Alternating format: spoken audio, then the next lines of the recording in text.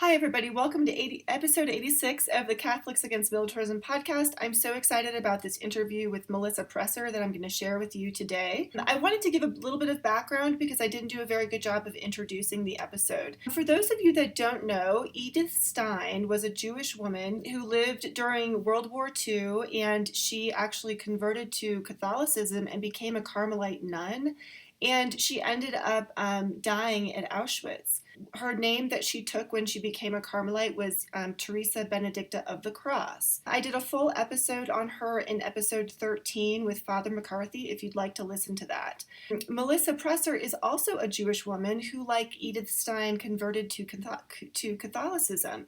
And Edith Stein played an important role in aiding that conversion. And the reason that I'm interviewing Melissa with Father McCarthy in this episode is that Father McCarthy also has a connection with Edith Stein. I'm going to link below to an article he wrote called Pondering a Miracle, which was written about the miraculous cure of his daughter. It was the cure of his daughter Benedicta, who was named after Teresa Benedicta of the Cross. That was the miracle responsible for making Teresa Benedicta of the Cross Saint Teresa Benedicta of the Cross. So I don't know if that clears it up, but you can always do a little bit more research on those topics. I would direct you to Pondering a Miracle, episode 13 of this podcast, and also a book.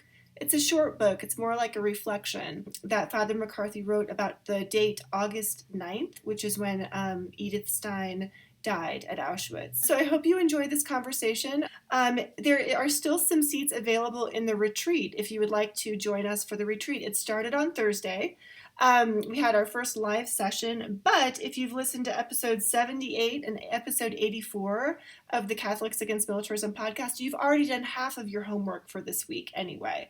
So it's definitely not too late to join. The session from Thursday with Father McCarthy's talk was recorded, so you can get access to that inside the retreat, and you can also join us for 3 more live sessions this month. So I'll put a link to that as well in case you want to join at the last minute and meet up with us on Thursday and for 2 more Thursdays in November. All right, so that's all I wanted to say. I'll put those resources down for you below and enjoy the conversation. All right, everybody, welcome to another episode of the podcast. I'm really excited to introduce to you today Melissa Presser. Welcome, Melissa. How is everybody? We are doing great. And we're going to do an interview with Melissa with Father McCarthy.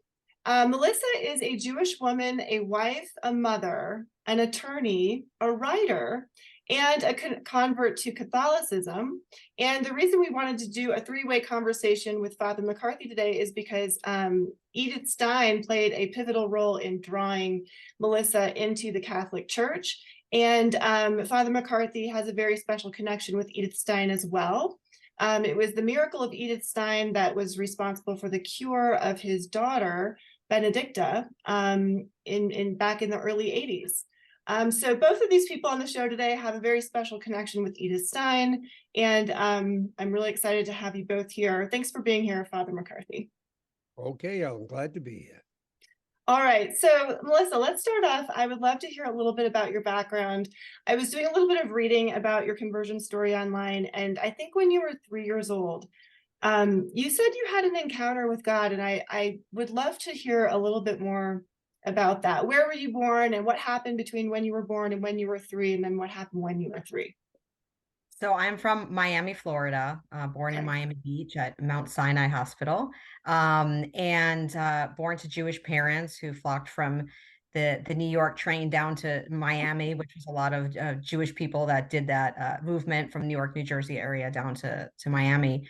My family wasn't particularly religious. We were cultural Jews, just as a generality for the audience. But as far as your question with regards to when I was 3, part of my conversion story and part of what I talk about is later in life, I encountered some trauma. And so a reason why I believe that I encountered God at such a young age was so that he could sort of show himself to me, so that I knew he would exist. I knew he was real, and have sort of a personal encounter with him at such a young age, because he already knew what was going to happen in my life story. And so that was sort of pivotal for me, because even as a young child, I became a very observant Jew. I was a conservative Jew. when my parents were not religious at all. Like I said, they were cultural Jews. So even on, high holy holidays and things like that, they would drop me off, on the side of the road at Temple and say, have a nice time at Hebrew school, or have a nice time at Temple. And even trying to get them to, fast on Yom Kippur or, celebrate Rosh Hashanah.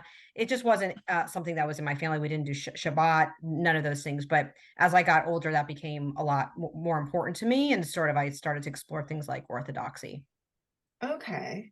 Okay. So I think that was one of the saddest things that I read in what you wrote. You wrote the line that when you were young, you didn't have anyone to share your faith with.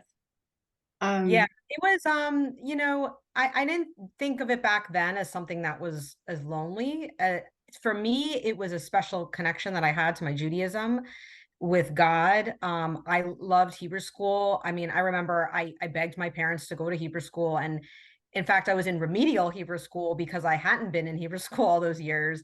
And my teacher said, you're the student that's learned Hebrew the fastest. I've never seen someone, have such an appetite. And I really think that it was just sort of God pursuing me, staying close to me because of what I had been through, the trauma events that I had been through. And I saw it more of a special connection and a calling. I didn't really at that time see it as anything that was lonely.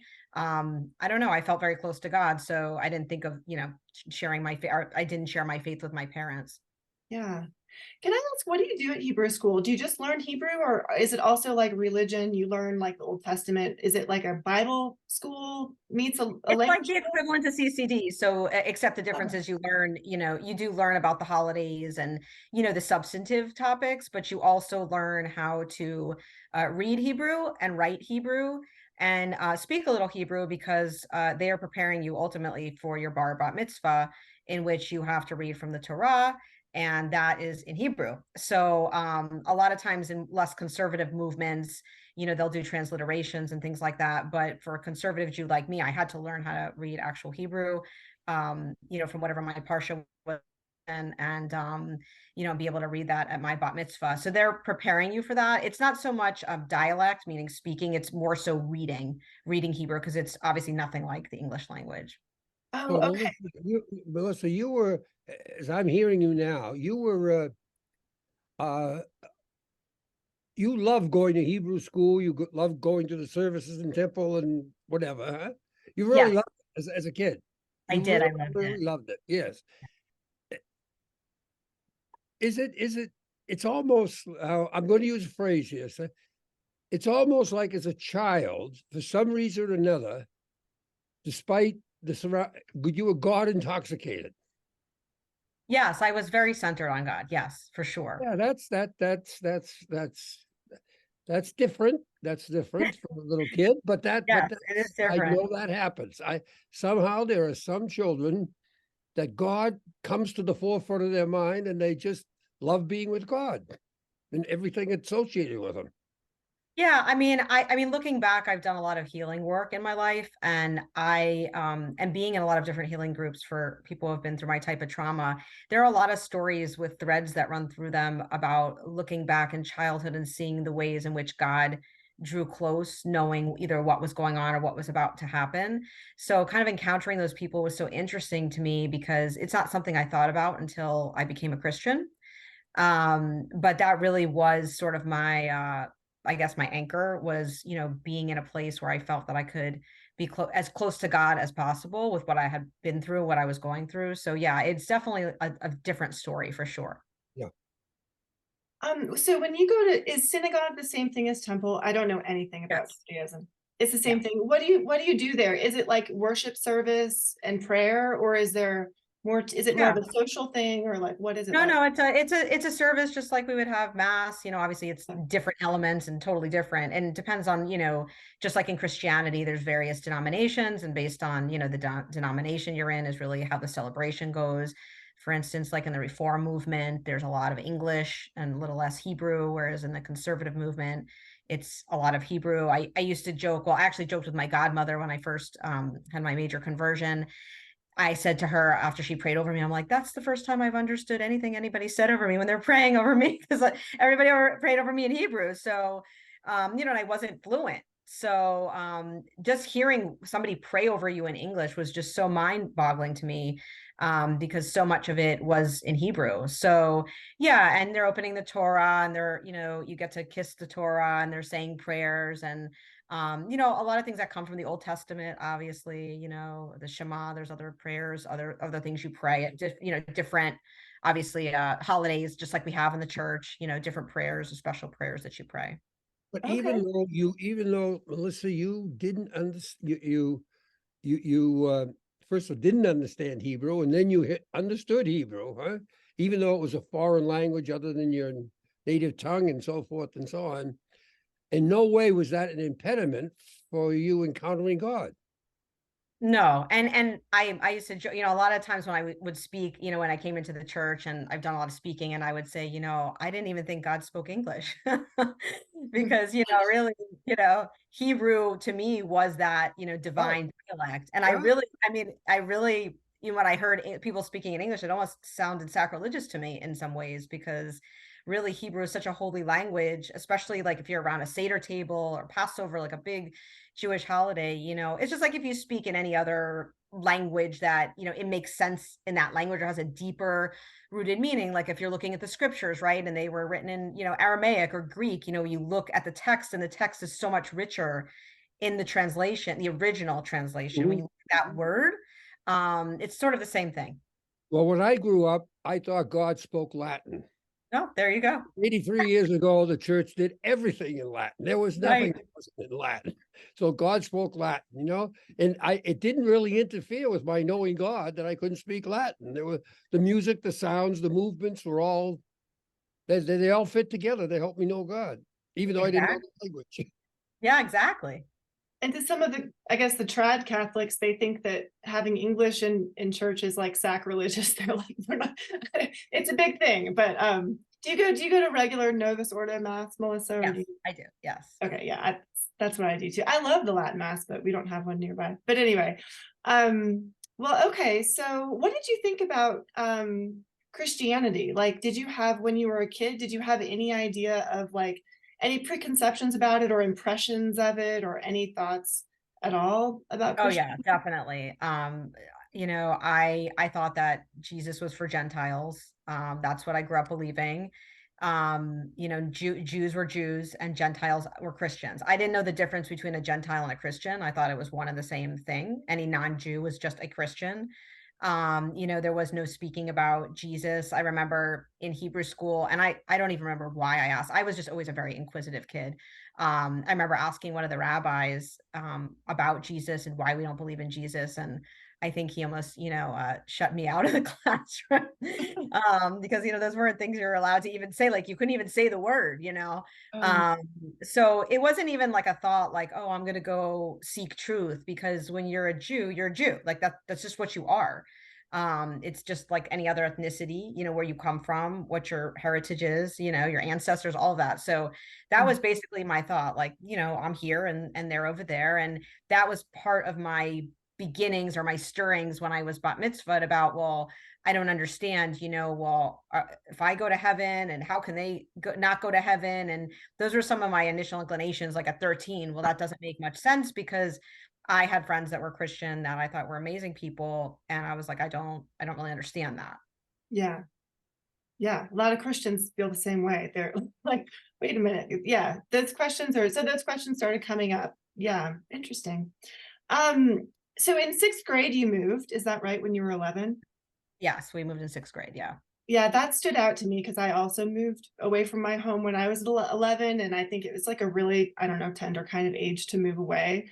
But you moved away, and you became sort of not really an atheist, but you just fell away from God, or at some point in your teenage years or in your young Yeah, adult well, I life. mean, it was sort of convoluted a bit, because I moved when I was in sixth grade. I moved to Sacramento, so in the 90s, and I was the only Jewish girl in my school.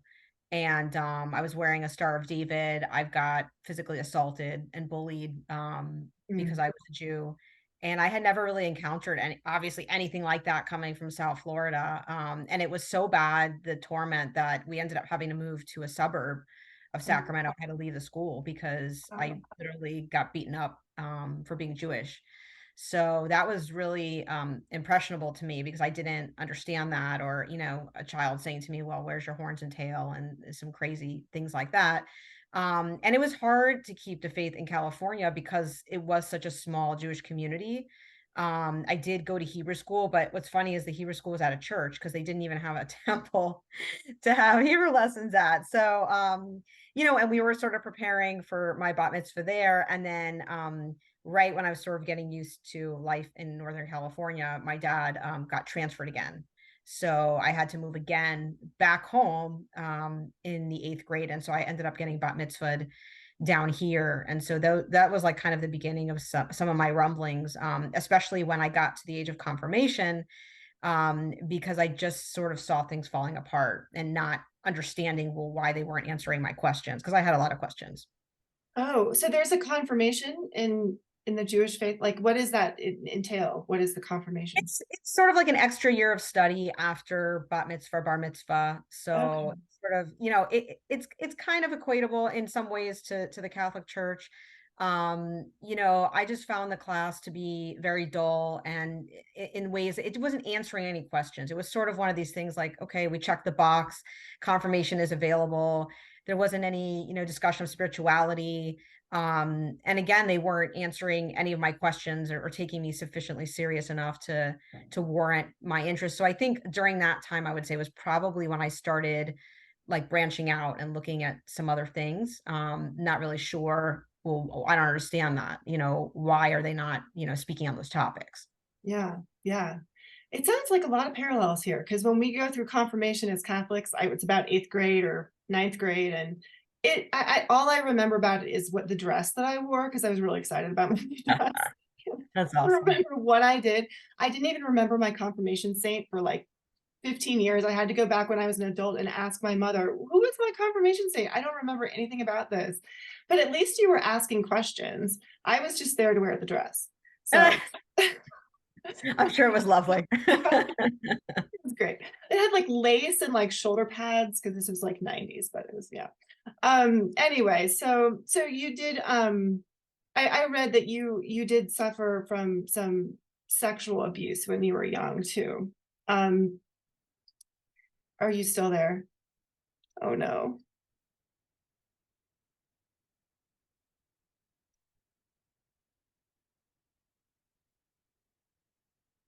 Can you guys hear me? Shoot.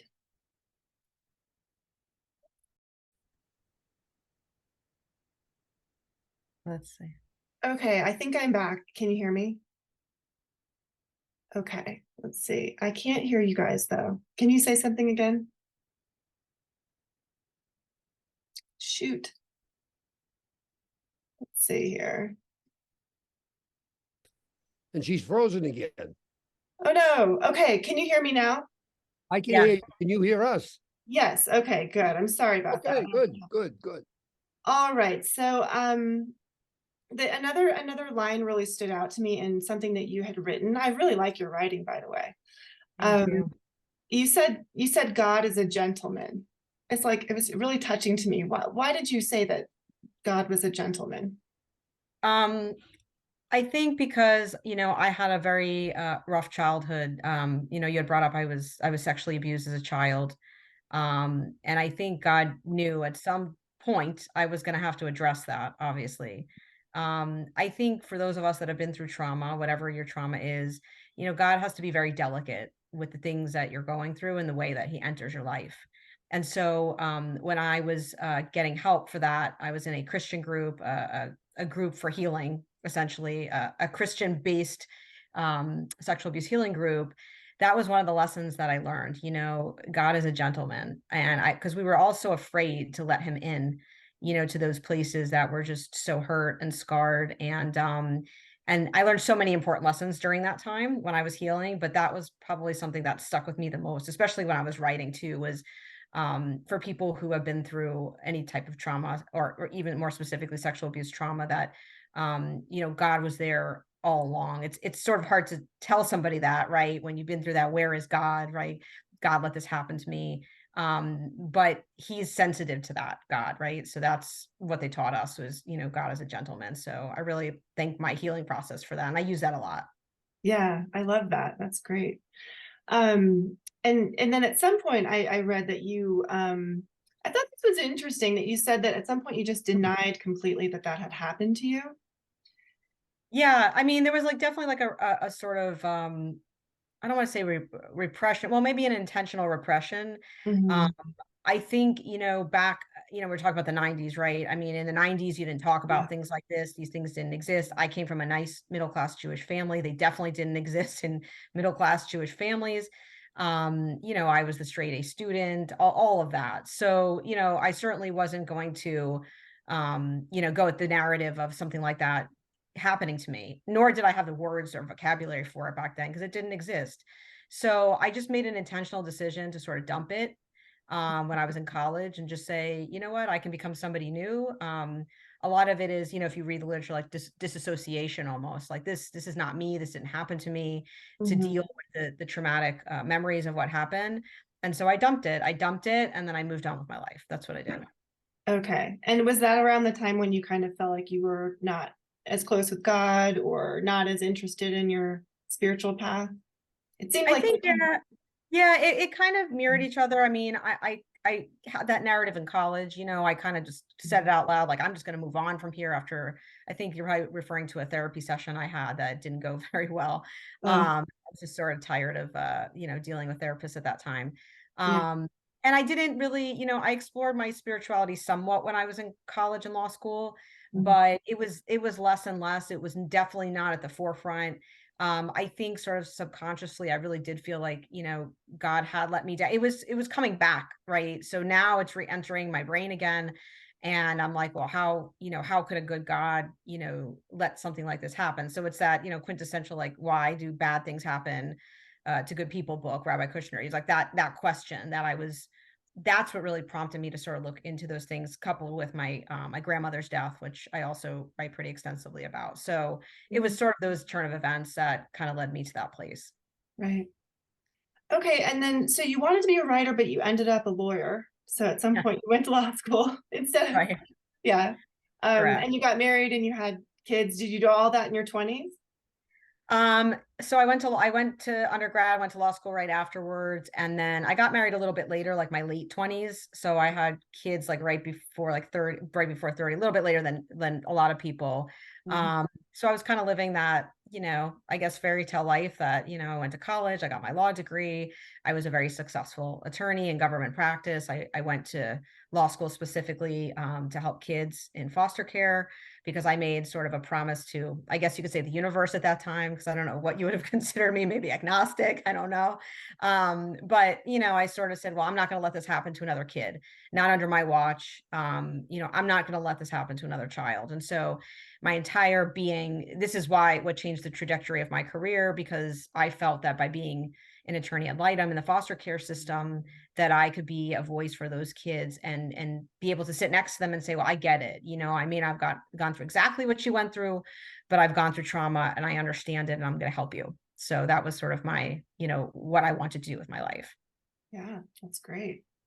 And so then, yeah, how did this whole Christianity thing come about? How did you get drawn toward Christianity?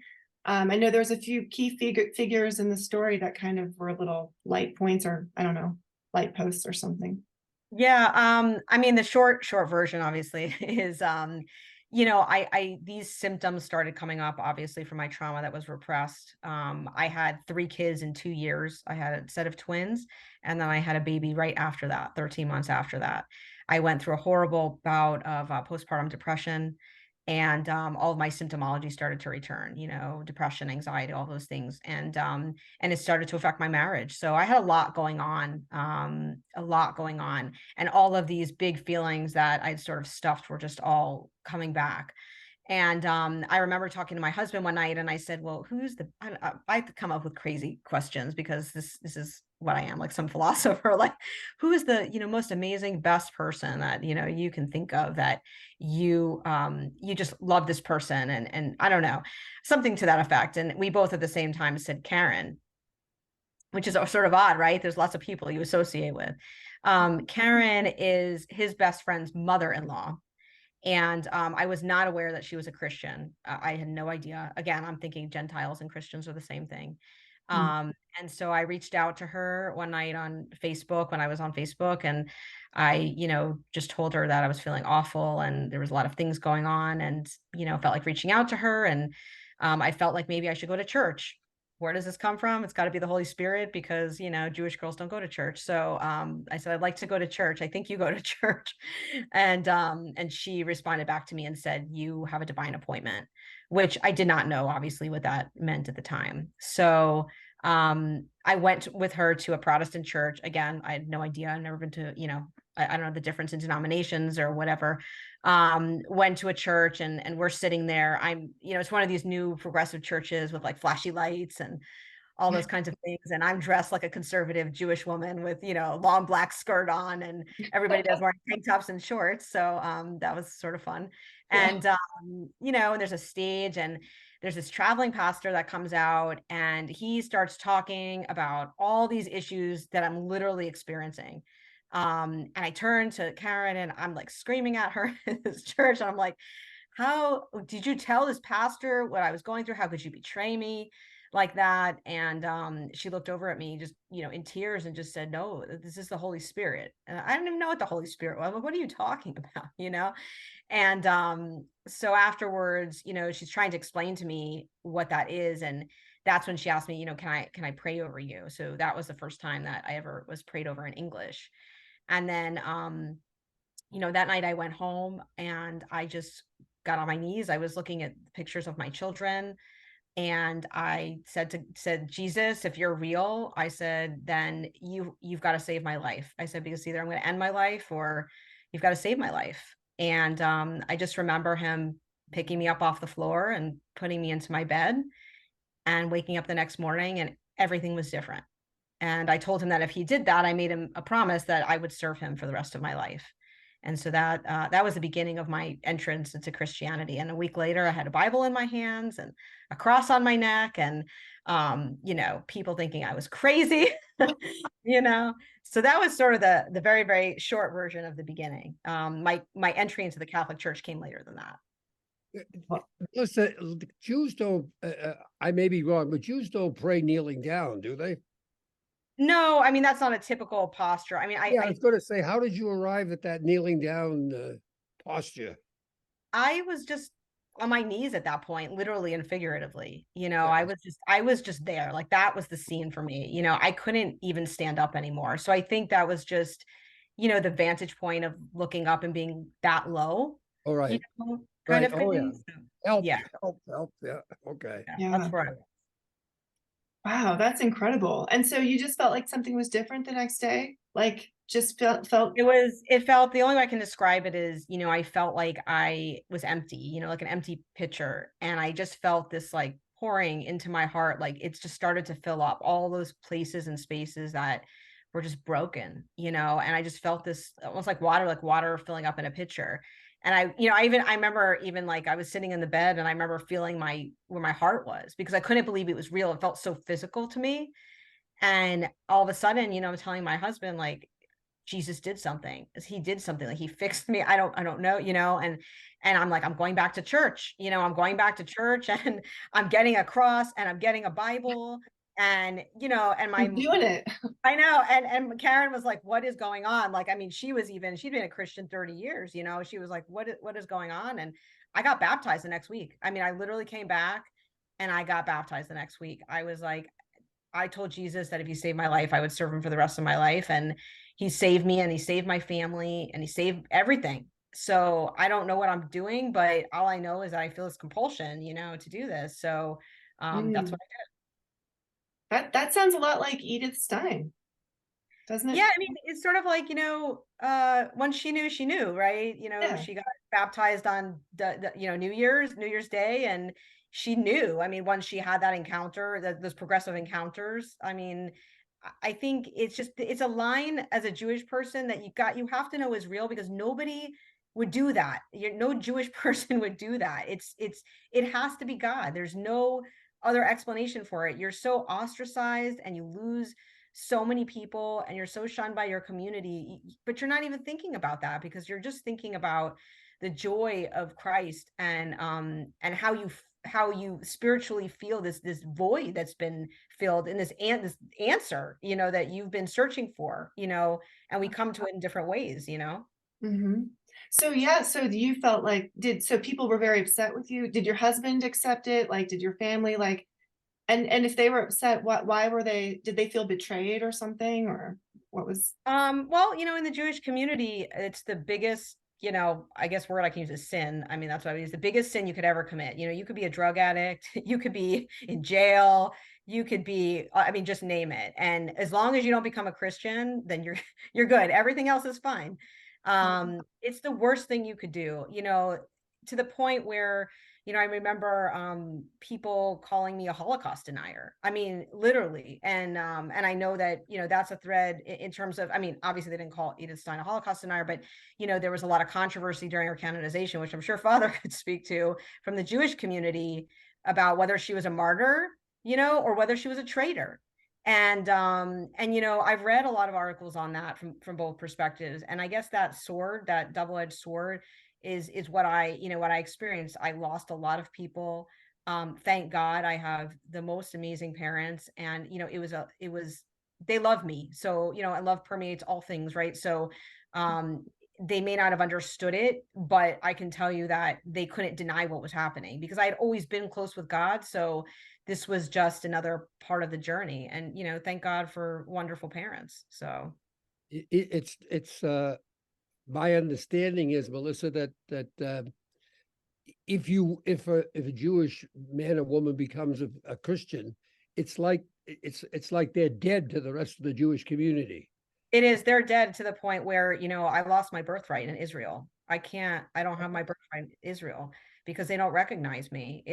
You're dead to your community. So, but yeah, you're not thinking about that because it's almost like I said, it's like for me, it was a compulsion, it was a total compulsion, a divine compulsion, Yeah. that I didn't have a choice about. When you had that experience of kneeling and then Jesus putting you in bed and then getting up the next morning and something happened, that experience, which you attributed to Jesus helping, caring, that was an experience. Did it have any sense, or did you feel any sense, or later reflecting, did you see any sense in which what you were experiencing was the truth of God? In other words, when Edith closed that autobiography of St. Teresa of Avila, her words were, "This is the truth." Right. And you had an experience, but it wasn't a cognitive experience in the sense of, it was an experience that just is beyond words that happened to you. But where was the place of truth in this for you? I think that would probably have come later when I was called to the Catholic Church. That cognitive experience was later. Okay. For sure. Yep. Yeah. Okay, well, because I'm cheap, our time is running out. So do you mind if I send you guys a new link and we can pick up here and keep going? Yeah, sure. Okay, so I'll close out this meeting and you'll get a link in just a second and we'll keep going. All right, thank you. Okay, we're recording. We were just gabbing here, Melissa, Ellen and I, while we're waiting for the program to come back on. And I said, I think I know why. I think I understand why. I'd be interested to hear your thoughts on it. Why if a Jewish person becomes a Christian, they wind up being separated from the community completely. That's dead to the community.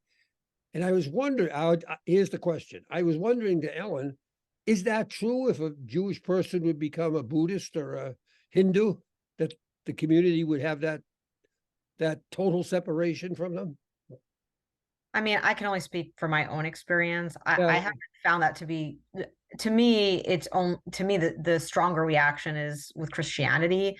I haven't found that, if someone becomes a yogi or, Yeah, yeah. decides they're going to follow Buddhism or Hinduism or, variation based on yoga or, whatever they decide. I mean, I've had people in my life, not that I'm super close to, but, cases that I've known of, it doesn't seem the reaction is the same as it is when a Jew converts to Christianity. But that's just anecdotal. That's not me, being theological or anything.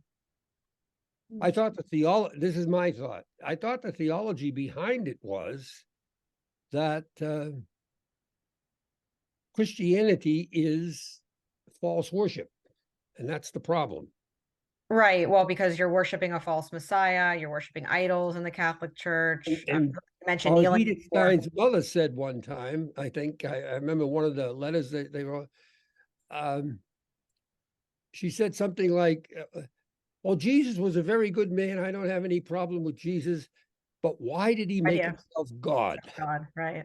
Yeah. That's Don't make yourself God. that's the key, idolatry. Yeah. Mm-hmm. Yeah. Exactly. So that's anyway, that actually makes sense. I mean, now I can actually understand that a little bit more.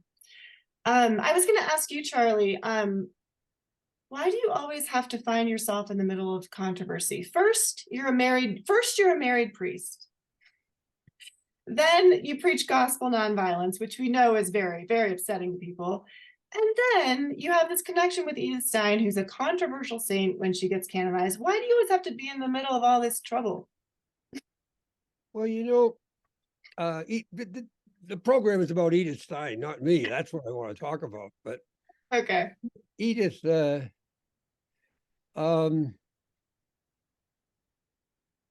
Edith was a person that it seems as I can get from all her writings and what people have written about her, it seems like Edith was a person that was moved by the thought, the truth compels me.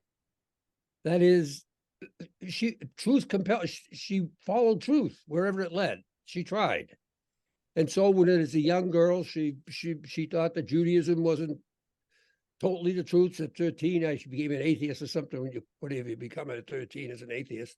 But anyway, I think that's it. I think I find that to be my own case. That ever since I was young, as far as I can remember, and I hated it when people lied to me. Hated it when I figured out later people lied to me. I followed the truth, huh? And so no, that's I think that gets you in a lot of trouble, huh? That the society isn't about the truth; it's about preserving itself and other things, and on and on. So eventually, you become you just become a hair shirt, if you keep following the truth. No one wants to, and who wants you around, So no, because let's just think about it now. Think about it now. That the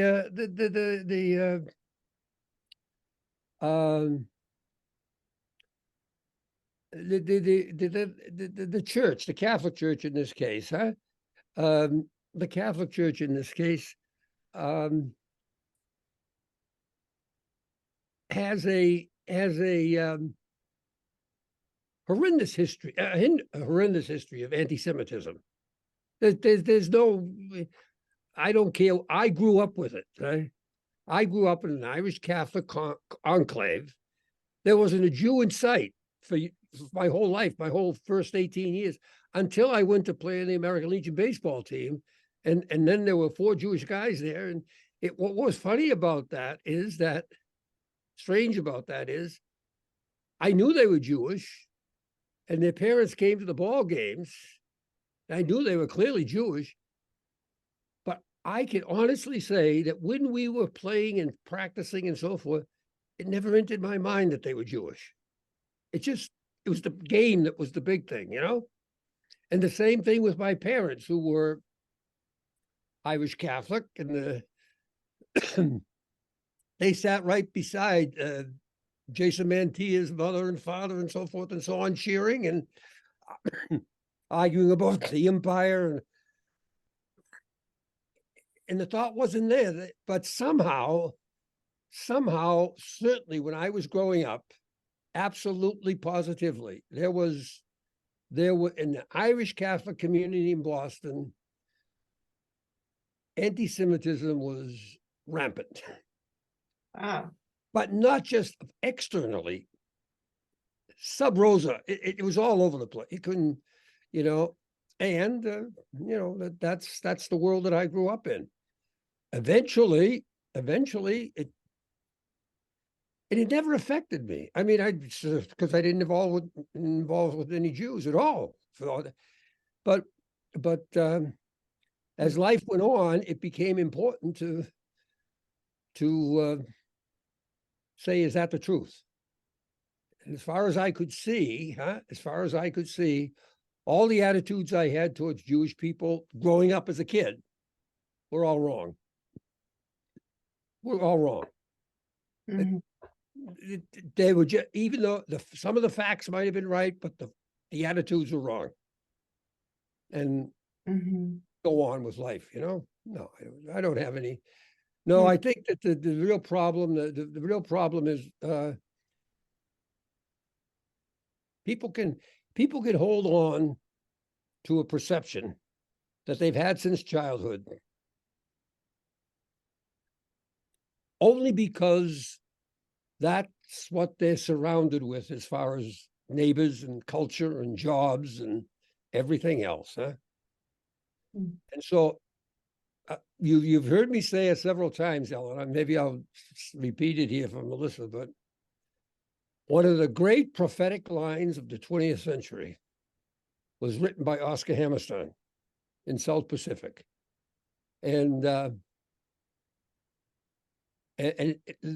South Pacific almost didn't go on. The stage never was shown until 3 hours before it was to open on Broadway. It was forbidden in Georgia. There was legislation against it in other states. And it's all because of one line that Oscar Hammerstein refused to take out. He just refused, absolutely refused. And he said he would risk the whole show rather than take that line out. And Richard Rodgers did too, but Hammerstein wrote it.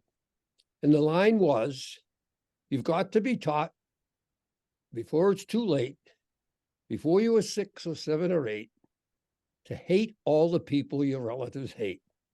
You've got to be carefully taught. There is no Catholic that is born anti-Semitic, as there's no Jew that's born anti-Catholic.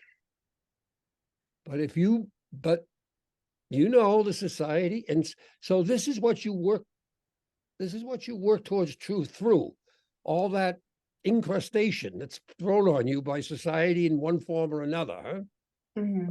Like the Japanese are no good, or whatever the case may be, but it's truth. Edith Stein, in the sense that she said truth was God, and takes a little bit to deal with that. That's not quite, but my judgment is yes. Ultimately, truth is God. You're searching for God when you're searching for truth. Yeah. In terms of her canonization, though, it wasn't the Catholics that didn't want her to be a saint. Was it the Jewish community that was opposing it? Can you explain the controversy a little bit? Because Melissa mentioned it, and I don't know anything about it. What was that like from your side, Melissa? From the Jewish side, you would have read the newspapers or heard the talk and everything else. What was going on? So when I was coming into the church, part of what which I'll talk about in a little while, but, and I've had a lot of conversations with Jewish friends who are religious, is that, well, how could she be a saint? The controversy was she was a Jewish woman who later became a nun. I'm going through a lot of the story, obviously speeding it up, but who became a nun, who was rounded up during the Holocaust because she was Jewish. And ultimately, their view is she wasn't a martyr because she died a coward. She died a coward because she became a Catholic, which made her a non-Jew. She left all her Jewish family and everybody to die. And so why would the Catholic Church make her a martyr? They actually looked at her as the exact opposite of that. And even, and that's really what I would discuss with people, like, well, how could you, it's just such a different viewpoint than the way that the church celebrates her, obviously, and what she did. And, and she says to Rosa, at some point, the another famous line, let's go for our people. Yeah. She viewed it as something that she was doing, even in her last will and testament, which I wrote a piece about on Word on Fire, which explains that as, expiation for the Jewish people. And it's a very controversial part of her story, which, people don't like to produce or write about. But it's like Father said, it's all the way you're looking at it. If you are Jewish and you don't believe that, Christ is the Messiah, and you see a Jewish woman who left everything, her Jewish community, so now she's a pariah, and then she goes to Auschwitz. Well, she just abandoned her whole community, so she's no martyr. That's the way they looked at it. Interesting. Yeah, no, I think that I think it's almost inevitable that that's the way it would be looked at. Right. Especially if someone that has that status and popularity, and this is not just an average Mary Jane, this is a major league philosopher at her time. And I can see how the whole thing would be quite reasonable that way. If you think of the history of the Old Testament, and you think of all the people that have suffered, all the things they suffered in order to stay Jewish, in order not only to defend the faith, but to die in the faith. The children die, families die, And then someone who's Jewish and intelligent and knows it just leaves and goes to a world where someone else, at least the appearance is, someone else is God. God is not no longer, Hashem or Yahweh or whatever. Yeah. So I thoroughly understand that, and I think it's a very reasonable position from that consciousness. It's a most reasonable position from that consciousness. When we after the this is an entrance into what we're talking about, but after the canonization, after the day of the canonization, that night in the papal concert hall, the German government had a concert with some symphony orchestra from Germany, and we went, and so forth and so on, and my whole family, a whole 13 of them, wife, so forth, and we're coming out of the concert hall, and this woman comes up to us, and I'd say it was probably about 8:00 at night. And she came up to us as we were walking out of the concert hall behind the Vatican gates. She's still not outside the Vatican yet. And she says she came up to me and she said, "You're Father McCarthy, aren't you?" And I said, "Yes." And she said, "Would you like to come to dinner with us?" And I said, "Well, I just can't come to dinner by myself. I've got 12 children here, plus my wife, and so forth." I said, "What is it?" And she said, this is what she said. She said, we're a group of Edith Stein's relatives, and we like you to come to dinner with us, with your family." Oh. And some guy who was with her, there's a little group that was with her, he said, "Wait a minute." He said, 12 and 12, that's a lot of people. We're going to have room. And someone else said, "We'll have room. Don't worry about it. We'll make the room," and so forth and so on. So after the concert, we went to dinner, my wife and 12 children, with those people who were directly descendant from Edith Stein, who came to Rome for the canonization. There were 99 of them. 99 came. And I would say about a third were Jewish, a third were Christian, and a third were, I don't know what, this long time has gone since Edith Stein. Yeah. But the point, the thing was,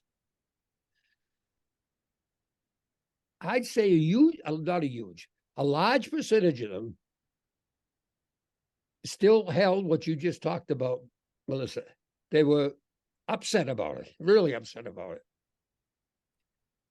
And when I asked them why they came, they said for the family. They came for the family. I did, yeah, this is normal. This is healthy. This is human. This is humans, right? So I think that I think that when we look at the controversy that ensued, and I often thought it was I often thought it was a miracle in itself that the doctor who took care of Benedicta during this time when she was dying or dead for all practical purposes was the head of pediatric endocrinology at Mass General Hospital and taught it at Harvard Medical School, Ron Kleiman, and he was Jewish, openly Jewish, clearly Jewish. If it were a Catholic doctor, they'd say, the fix is in, you know. Right. But you know, if you look at the ABC documentary they did on it, you know, he absolutely clear about there's no scientific explanation for this. But he showed none of the things about being hostile to Edith Stein or anything like that. His position was, when I asked him, she was an adult who made a decision. She lived it. She died it. And I respect her for following her truth. That's it. There, you know, now why we all can't do that, I don't know, but that's not just an Edith Stein. That's in everything, you know, why we can't just be tolerant and let people follow their sense of truth. But I guess the thing is that knowing from my own perspective what it means to be anti-Semitic as a child coming forward, gee, went on well beyond the teen years, not well in the sense of long into the 20s, but certainly by the time, certainly it didn't kind of evaporate till I got to college and began to mix with people. But knowing what that feeling is, the hostility, subtle, real, but right, it's there. I understand how people can, how that attitude on the other side, I mean, the Jewish side, could be the attitude towards canonizing someone. If the Jewish people can't, after such thing, canonize someone who became Jewish from being Catholic, you know, it would be, I would feel like in those days, I would feel real hostility. I'd be upset. I'd be mad. Could be enraged the way I used to be. Okay? But I'll tell you this, it's not. So I say all that, and I think that's about all you can say about it. But you know, it's a strange and funny, it's a very strange thing. There's a Jewish man by the name of Israel Zoli. You know Zoli, Melissa? Yeah. Yeah. And no one in the Catholic Church, no one in the Jewish community, no one talks about him. It's as if he's dead. Not just the Jewish people, but the Catholic people. And he's a Jewish man who's the head rabbi in Rome for all during the war, and then he converted to Christianity and Catholicism. But Catholics wouldn't hire him. Jewish people wouldn't. No one wants to touch this issue. Yeah. Just no one wants to touch this issue. And regardless of what people say, in the Catholic Church, anti-Semitism is alive and well in its most obnoxious forms. It sits, you know, it's not expressed in the normal course of events, but it's there and it's operative. And the ugly forms that we know of, you know, and likewise, I don't know if I would agree. I didn't experience this in Jerusalem. I didn't experience this in Jerusalem till 1989. But in Jerusalem, Old City Jerusalem, or New City, there was there was overt anti-Catholicism, anti-Christianity on the streets. And it's there. It's there. At any rate, you've got to be taught before it's too late, before you were 6 or 7 or 8. This is not the way God made people. He didn't make them for this. This is what happens to people because of the sinful people in society that raised them and have nurtured in that themselves. And maybe that's part of the mystery of what we call original sin, Yeah, maybe. I don't know. Well, Melissa, I'm curious how you came to know about Edith Stein and what role she played, because you were already a Christian, but it sounds like your path you weren't done yet. You still had more to learn. And how did she help you move forward on your path? Well, when I became a Christian, I found my love of writing again. That was something that God began to restore. That was when blogging became very big. And I had a blog, a faith-based blog, and I had met a bunch of different bloggers from all over the world. And I met a lady who was actually in Atlanta, and she was like, you remind me so much of this saint Edith Stein. And she's like, I'm not a Catholic. She was not a Catholic, but I forgot what denomination she was, but it'll come to me. And she's like, you have to read these books because, ultimately on this blog, I was searching for truth. I was asking a lot of questions about Protestantism. I didn't even know what Protestantism was, as a Jewish person. And so, she ended up sending me an email with these 3 books, with Edith Stein's original biography and 2 other books. One was by Dean Diane Traflett at Seton Hall University, and there was a 3rd book by a nun, I believe a nun. I don't have them in front of me, but there were 3 books, and I remember. Okay, anyway, go ahead. Sorry. Oh, yes, you're right. Yes, exactly. And reading that first book, the oldest book, the first biography, I opened it up and I was, sitting reading like you'd read any other book. And it said, Edith Stein was born in Breslau, Germany on October 12th, such and such. And I stopped because I was born on October 12th. And I literally just put down the book. I was like, okay, here we go, God, this is really crazy. And so, I'm reading about her, like our lives are parallel. We have the same birthday.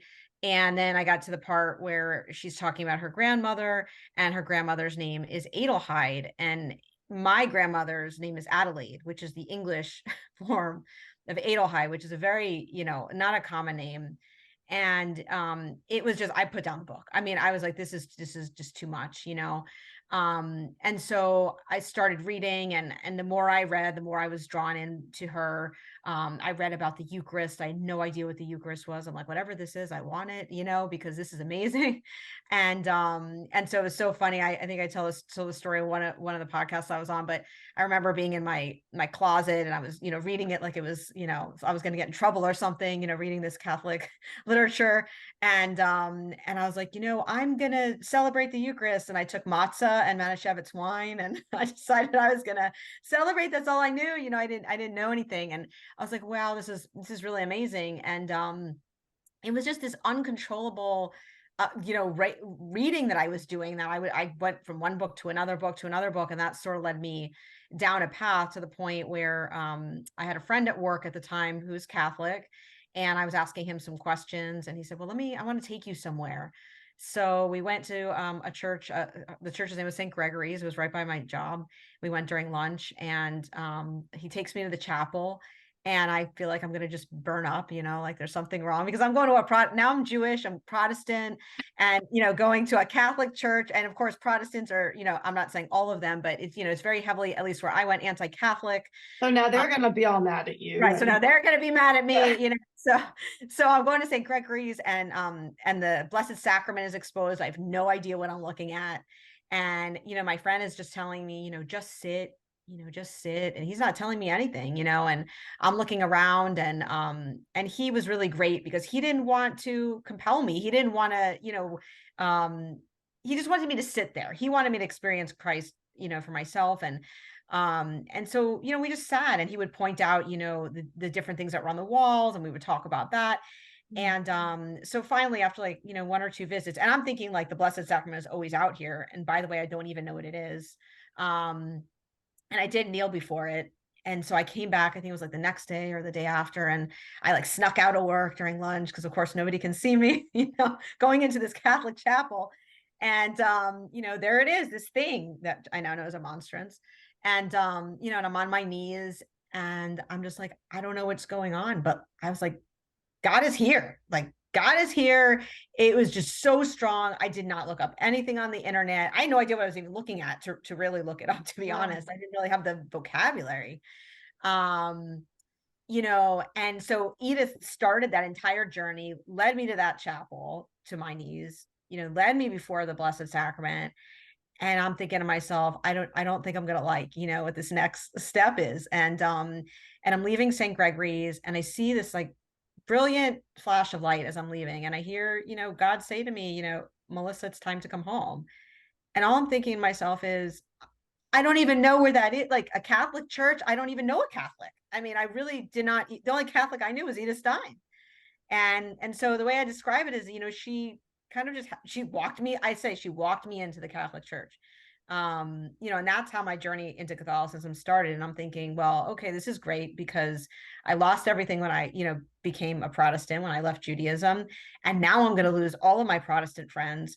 What was especially disheartening about that was I had built up my writing career in the faith community in Protestantism. I was writing for my church, which was one of the largest Protestant churches in the country.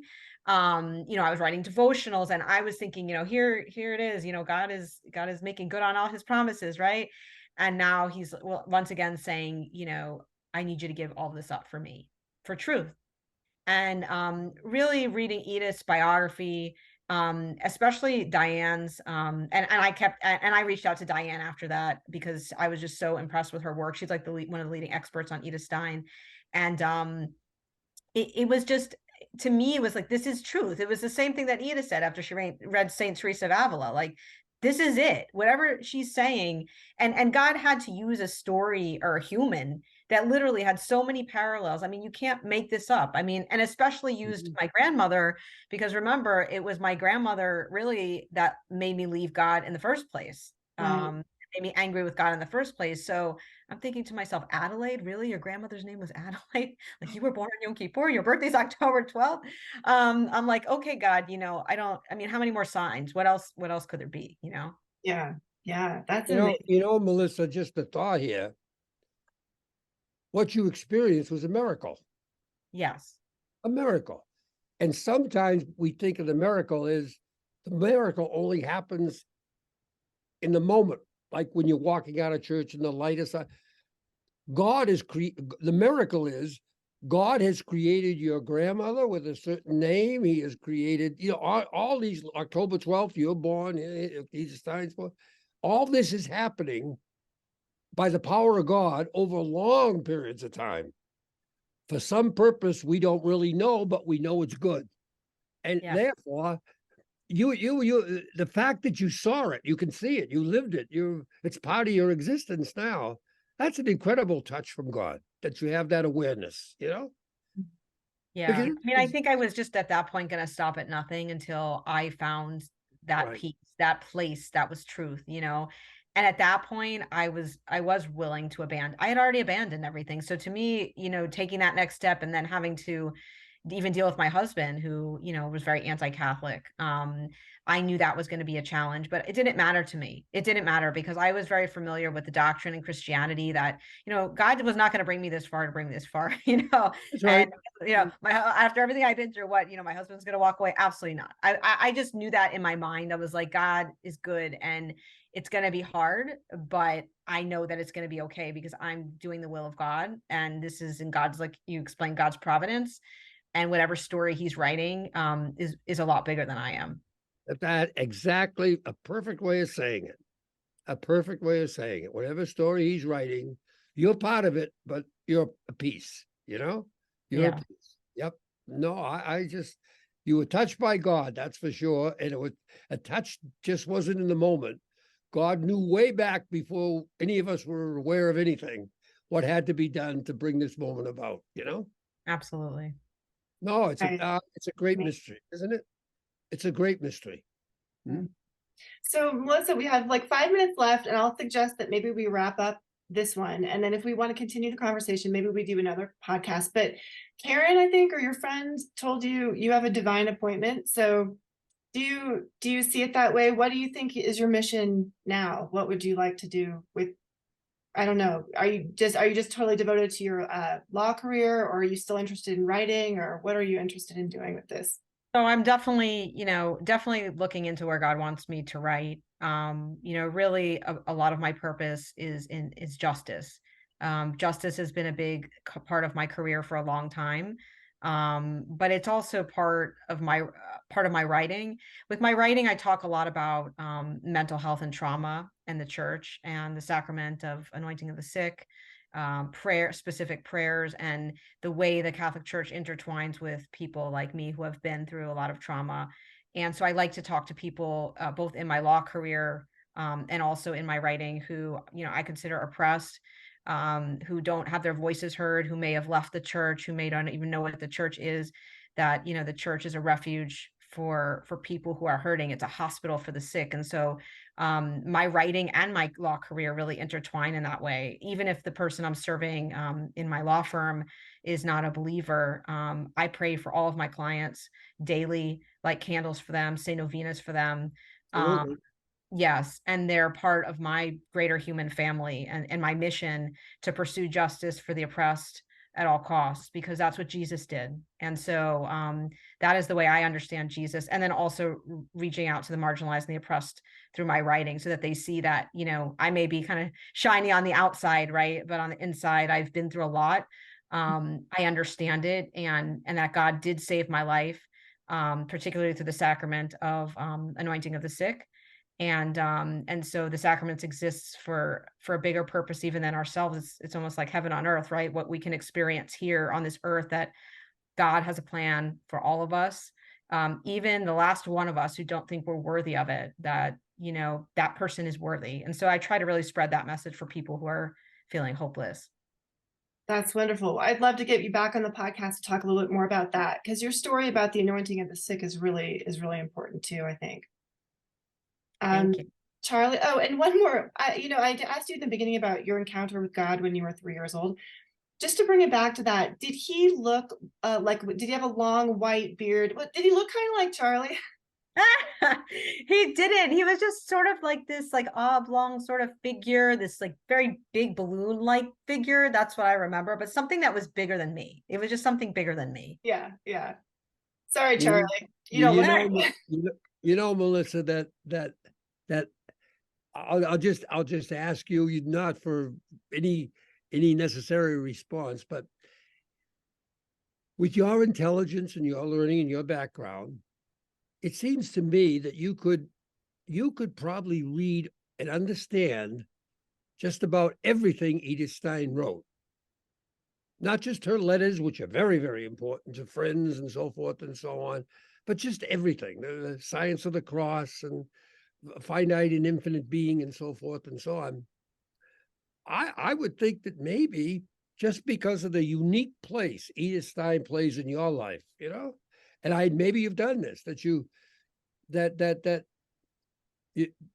the primary sources, not just the secondary sources, not just the Martinaya, or whoever else wrote about her. But have you done that? Have you read much of Edith Stein per se? Well, I have a lot of her books on my shelf. I haven't gone there yet. Now that I've switched over from government practice into private practice, it's given me a lot more freedom to pursue the things that, that I think that God has for me, which includes reading her own writing, of which I've read some, but not the extent to which I'd like to read. Well, please read it and explain it to me, because I don't understand it. Maybe you can do a layman's version. It's a lot. She's beyond the philosophy and the theology. The science of the cross or something like that. Her letters to people who had problems, and yes, I've read some of those. They are masterpieces. They are masterpieces in terms of insight into the human condition and how Christianity fits into it. But yeah. I'm sure I'm not telling you what to do, but I'm sure she wants you to read her stuff, because that's her, For sure.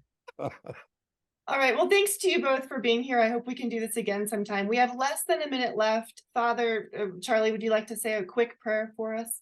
Sure, sure. In the name of the Father, and the Son, and the Holy Spirit, amen. Let us be attentive to the presence of God, who's among us at all times and in all places, but is encompassed by no time or place. Heavenly God, Consoler, Spirit of truth, present in all places and filling all things, the treasurer of blessings and the giver of life,